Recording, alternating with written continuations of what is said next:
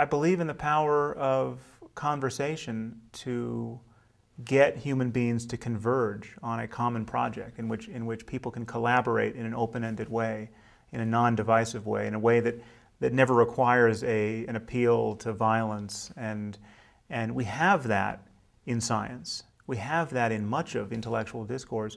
We very much don't have that in religion. I mean, it's just, there's nothing that a fundamentalist Christian and a fundamentalist Muslim can say to one another to put their beliefs on the table for revision. I mean, this is what dogmatism is. It is a willingness to believe things for bad reasons and an unwillingness to have your rather tenuous reasons challenged. I mean, you're saying, I believe this no matter what you or anyone else says.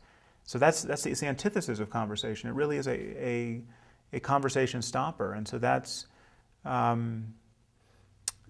why I paint a very stark difference between faith and reason. I mean, reason, if you're reasonable, if you're interested in how the world works and what is true altogether, you are open, you're by definition open to further conversation, to more argument, to more evidence.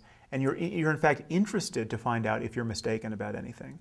If you are not predisposed to that open-ended conversation, you really have rendered yourself immune to influence from the world. Influence apart from just having someone, pull out the guns on you. I mean, so there are certain people, because of their dogmatism, who have made themselves impossible to talk to. I mean, there's just nothing that you're going to say to get Osama bin Laden to reconsider his view of the world.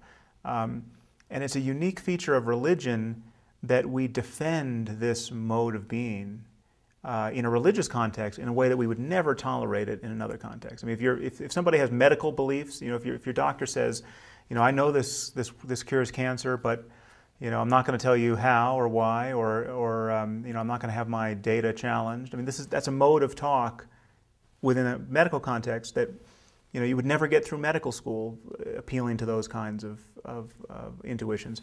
That really is the core of faith-based religion. This idea that there are certain things, like that the Bible is the perfect Word of God, or that the Quran is the perfect Word of God, that just have to be accepted, cannot be challenged. And in certain contexts, certainly within the Muslim world, you can die for calling those certainties into question. I mean, it literally is a capital offense to wonder whether the Quran may not be the perfect word of the Creator of the universe. I mean, it's just, and it used to be a killing offense within Christianity. It's just we have moderated the Western religion, Judaism and Christianity, to a remarkable degree because of the last 200 years of scientific and political progress.